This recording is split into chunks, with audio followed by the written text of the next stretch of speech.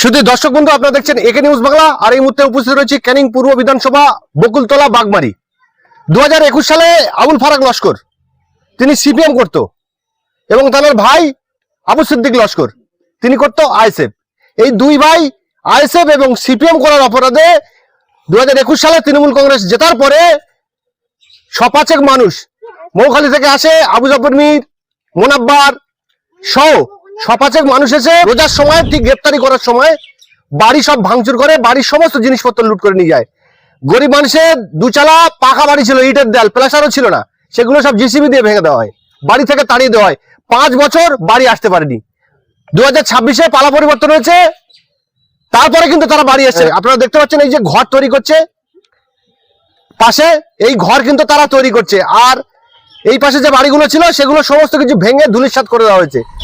সব থেকে বেদনাদায়ক বিষয় হলো যে দুই ভাই আবু সিদ্দিক লস্কর এবং আবুল ফারাক লস্কর আইএসএফ এবং সিপিএম করার অপরাধে 5 বছর নিজের জন্মভিটা ছেড়ে কখন সোনারপুর, কখন ভোজেরহাট, কখন ঘটপুকুর, কখন ভাঙড়, বিভিন্ন জায়গায় ঘুরতে হয়েছে ছেলে বাচ্চাদেরকে নিয়ে। তাদের পড়াশোনা, তাদের সমস্ত কিছু জলঞ্জলি চলে গেছে এই শওকত মোল্লার নেতৃত্বে, এই আবু জাফরের নেতৃত্বে, এই মোনাব্বারের নেতৃত্বে।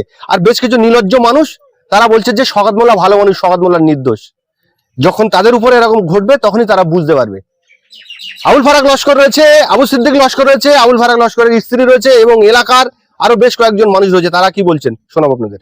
2021-এ 2রা মে বিধানসভা নির্বাচন ফল বাড়ানোর পরে তৃণমূলের হারমাত বাহিনী, বর্তমান প্রাক্তন এমএলএ শওকত মোল্লার দানাত আবু জাফর মীর, তার দলবল নিয়ে এসে আমার ঘরবাড়ি লুটপাট করে এবং সেই সাথে জিসিবি এনে ঘরটা ভেঙে ফেলে দিয়ে যায়। 2 কামরা মাটির ঘর ছিল, পাশে একটা মুড়ি ঘর ছিল পাকা, সেটা ভেঙেছে। বাথরুম ছিল, সেটাকেও ভেঙেছে। সাথে মানে আমার যে পাকা বাড়িটা ছিল সেটাও ভেঙে মাটির সঙ্গে মিশিয়ে দিয়ে যায়। এই দীর্ঘ 5 বছর বাড়ি ছাড়া ছিলাম, সেখান থেকে এই সবে বাড়িতে ফিরলাম। 5 বছর পরে ফিরে এখন এই ঘর বানাচ্ছি থাকার জন্য। বিশেষ করে এত রাগ কিসের, পুরো বাড়ি জিসিবি দিয়ে ভেঙে দিল? রাগ হচ্ছে, আমি তৎকালীন মানে 2011 বামপন সরকার চলে যাওয়ার পর থেকে বসেছিলাম, অর্থাৎ আমি সিপিআইএম এর কর্মী, সিপিএমটা করতাম, সেই হিসেবে বসেছিলাম।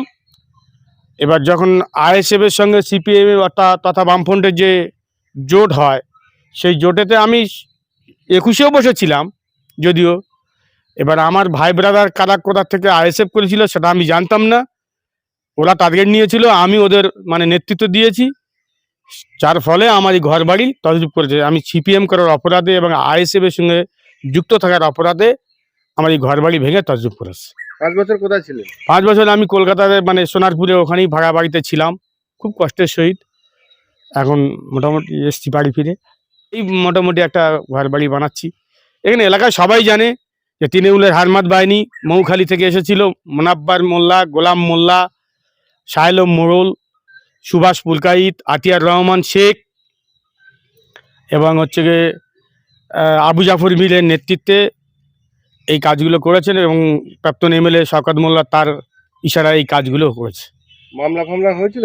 হ্যাঁ, আমি হাইকোর্টে দ্বারস্থ হয়েছিলাম, সেখানেও মামলা হয়েছে। মাননীয় কমিশনারের দপ্তরে দ্বারস্থ হয়েছিলাম, সেখানেও মামলা হয়েছে।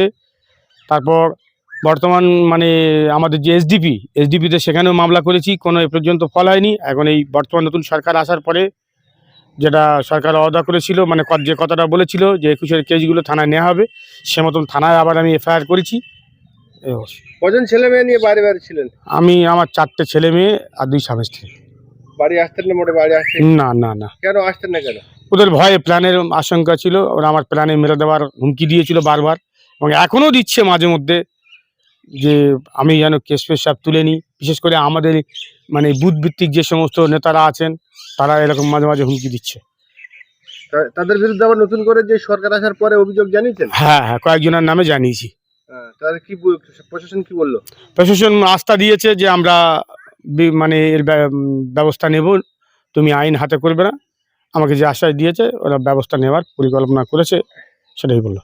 5 বছর পরে বাড়ি ফিরলেন, তো বাড়িঘর সবে তৈরি করছেন, ফ্যামিলি আর সদস্যরা কোথায় আছে? ওই সাইডের বাড়িতে আছে ওদের, মানে ওরা জানে না যে আপনারা এখানে এসছেন, সাইডে আছে। নতুন করে আবার বাড়ি তৈরি করছেন? হ্যাঁ। এখন আপনি কি চাচ্ছেন সরকারের কাছে বা প্রশাসনের কাছে কি চাচ্ছেন? আমি যাচ্ছি যারা বিনা অপরাধে আমার ঘর বাড়ি মানে শুধু ঘর বাড়ি নয়, সেই সঙ্গে বাবার 13 বিঘে বর্গা পাট্টার জমি, মানে বর্গা লেকোটের জমি ছিল, সেই জমি জোর জবরদস্তি দখল করে মানে মালিককে ডেকে এনে জমিটা বিক্রি করে দেয় পার্শ্ববর্তী এলাকার মানুষের কাছে। এখন এই বিক্রিটা কয়েক লক্ষ টাকা ওই মৌখালি বাহিনী এবং এই এলাকার বাহিনীরা লুটে খেয়েছে।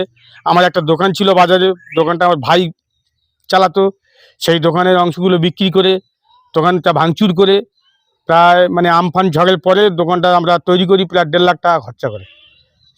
সেখানে খরচা করার পরে সেই দোকান থাকে আমাদের, কিন্তু তৃণমূলের দুষ্কৃতী বাহিনীরা সেই দোকানটাকে ভাঙচুর করে দোকানের জায়গাগুলো বিক্রি করে দেয়। বর্তমানে এখন সেই পরিস্থিতিতে পড়ে আছে, কিছু কিছু মানে যারা জায়গাটা কিনেছিল, দোকান করেছিল, সেইভাবে পড়ে আছে। ভাইপো যে অভিযোগগুলো করছে সত্য? সত্য সত্য। আপনারা ছিলেন সেই সময়? হ্যাঁ ছিলাম। বাধা দেওয়ার চেষ্টা না, করেন? প্রথম দিন যে ঘটনা ঘটেছিল আমি ছিলাম না, প্রথম দিনই ঘটনা ছিলাম না, যিনি ঘর ভাঙে সেই দিন ছিলাম। কারা কারা ছিল? ওই আবুজাওয়ার মির ছিল আর অনেকে ছিল, সবার তো নাম জানি না। ওই আবুজাওয়ার মির সামনে ছিল, আমি বলে আমার প্লাস্টিক ঘরটা তো থাক, ওটা ক্ষতি করছে করে, এটা আমাদের কোনো বলে ওটা সরকারি ঘর। হ্যাঁ ঠিক আছে, সরকারি ঘর তখন ভেঙে দেবে, দাও তখন প্লাস্টিক ঘর তো বাচ্চা কাচ্চা নিয়ে থাকুক।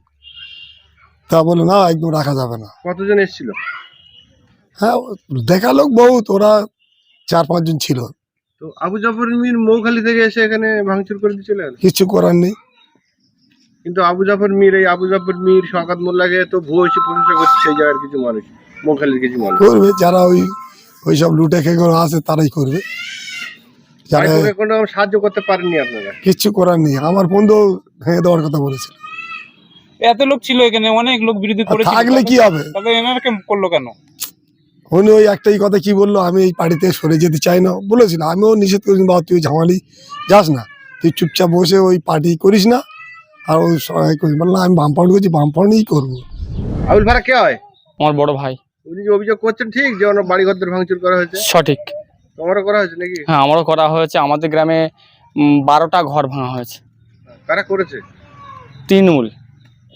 তাদের নাম কি যারা করেছে? যারা করেছে যেমন হাসান গাজীর নেতৃত্বে, ইসলাম লস্করের নেতৃত্বে, উজির গাজী ছিল নেতৃত্বে, যেমন ছিল জাহাঙ্গীর সর্দার, ইনসান গায়েন, মোনাব্বার মোল্লা, আবু জাফর মির, তাজমুল সর্দার, মানে নাম শেষ করে না। যত নেতৃত্ব আছে তৃণমূলের তাম্বুলদা ওয়ান অঞ্চলের প্রত্যেকটা নেতৃত্ব সবাই এসে এইখানে সেই সময় নেতৃত্ব দিয়ে ঘরগুলো ভাঙা হয়েছিল। দুই ভাইয়ের সব? 2 ভাইয়ের বলে না, বললাম 12 জনের ঘর ভাঙা হয়েছে, লুট করা হয়েছে। ঘরে যা মাল ছিল, রোজার সময় ইফতার করার জন্য 1 গ্লাস পানির গ্লাস পর্যন্ত রেখে যায়নি, বা একটা পানি পর্যন্ত রেখে যায়নি। যা ছিল সব নিয়ে ভেঙে চুলে নিয়ে চলে গেছে এবং হুঁশিয়ারি দিয়ে গেছে। অনেক কিছু হয়েছে ওই সময়, সব শওকত মোল্লার নেতৃত্বে হয়েছিল। 5 বছর বাড়ি ছাড়া ছিলে? 5 বছর বাড়ি ছাড়া ছিলাম, 26-এ আবার বাড়ি সবাই ফিরত এসেছি আমরা সবাই। যে সম্পত্তি বা যে দোকান পাটগুলো যেগুলো নিয়ে নিয়েছিল সেগুলো ফেরত পেয়েছেন? না, আমরা আইনের ভরসায় রয়েছি, আইনের আস্থা রেখেছি। ওনারা যেভাবে আইনের পদ্ধতিভাবে আমাদেরকে ফেরত দেওয়ার ব্যবস্থা হবে সেভাবে ফেরত হবে। কেন জোর জুলুম করে নিয়েছে ওরা, আমরা তো আর জোর জুলুম করার জায়গায় নেই, আর জোর জুলুম করার আদেশে আমরা নেই, আদেশিত নয়। তো আমাদের কথা হচ্ছে দোকানটা আপাতত আমাদের হাতে আজ ফেরত দেওয়ার মতন হচ্ছে, জমিগুলো এখনো ফেরত দেওয়া হয়নি। তখন আমাদের উপরে মানে শওকত মোল্লা পাড়ার না এমন কোনো কাজ ছিল না ওখানে। শওকত মোল্লার নেতৃত্বে, শওকত মোল্লার দায়িত্ব নিয়ে যাদেরকে জমিগুলো, যে নেতৃত্বগুলো ভাগ করে দিয়েছে, যেমন হাফিজুল গায়েন বলে একজন নেতৃত্ব আছে, আলাউদ্দিন গায়েন বলে একজন নেতৃত্ব আছে, জাহাঙ্গীর সর্দার বলে একজন নেতৃত্ব আছে, রইচালি গাজী একজন নেতৃত্ব আছে, আর রঞ্জন সর্দার বলে একজন, এরা জমি ভাগ করে নিয়েছে, নিয়ে ওদের নামে দলিল পর্যন্ত করে নিয়েছে। আর জীবনতলা বেহালা অফিস আমাদের, আর জীবনতলা মানে শওকত মোল্লার পার্টি অফিসের থেকে কম নয়। তা একজনের জমি একজন দলিল করতে পারে, সে জমির মালিক না দিয়েও, এটা জীবনতলায় প্রথম প্রমাণ। 21 সালে? হ্যাঁ, তো কোথায় ছিলেন? ভাড়াতে ছিলাম কতদিন? 5 বছর। কটা ছেলে মেয়ে নিয়েছিলেন বাইরে? 4টে। আবার ফিরে আসছেন? ফিরে এসছি, জিতে যাবো বলে ফের ফিরে এসছি। করেছে তখন কোথায় ছিল যখন ভাঙচুর করে? তখন এইখানেই ছিলাম। কারা কারা ছিল, কতজন মানুষ ছিল? প্রায় 400-500 লোক ছিল। 400-500 লোক? হুম। বাড়ি ঘর ভেঙে দিচ্ছে? হুম। ঠেকাতে পারেননি? না, কটার সময় এসেছিল? 4টে 4:30টার দিকে। তাহলে ইফতারির সময় প্রায়। হ্যাঁ, ও, তারপর ভেঙে দিলে আপনারা কি করলেন? কি করবো, এখান থেকে সব চলে গেছে। ছেলেপুলে নিয়ে? হ্যাঁ, কয় ছেলে মেয়ে কটা? 4টে। আপনাদের কি মারধর করেছিল আপনার বাচ্চার বা আপনাদের কারো? আমরা ছিলাম না, যখন এসেছিল আমরা পালিয়ে গেছি। কারণটা কি, কিসের জন্য করেছে আপনাদের? ওই পার্টি পার্টি করে গন্ডগোল হয়। আপনারা কোন পার্টি করতেন? শিপে ভেঙেছিল কারা? টিমস। জোর করে আমাদের আইসে বলে আমাদের ক্ষতি করেছে, ঘরদের লুট করেছে। আইসে করতে না? না না, আমার ছেলের তখন বড় বিপদ ছিল, মানে পিঠি চালের মেরুদণ্ড হাড় ভেঙে গেছে, তখন ভর্তি ছিল আমার ছেলে। এখন ওই ছেলে রক্ত নিতে এসে রক্ত লাগবে, তা সব বন্ধু বান্ধব খবর দিলুম, তো ওরা বলছে ওই আইসেফের দল এনে ওরা মিটিং করেছে আমার বাড়ি, বলে আইসেফের মিটিং করেছে বলে ওই ঘরদোর সমস্ত যা যেখানে ছিল, বাইক, মোটর ভ্যান, সাইকেল, ঘর ধরে যা যাবি তো যা ছিল সব নিয়ে চলে গেছে। 4 লাখ টাকা চিনি, নাম জানি না, সবার আমাদের টিএমসির পার্টি সব। এলাকার লোক ছিল না? হ্যাঁ, এলাকার লোক ছিল, এলাকার লোক আর দেয়নি, বাইরে সব মৌখালির লোক বেশি ক্ষতি করেছে। তৎকালীন বিধায়ক একটু বলেছেন শওকত মোল্লাকে যে এরকম আমাকে সন্দেহ করে করেছে? ও সন্দেহ বলে যে বলে ও না করলে আর তোমার করেছে।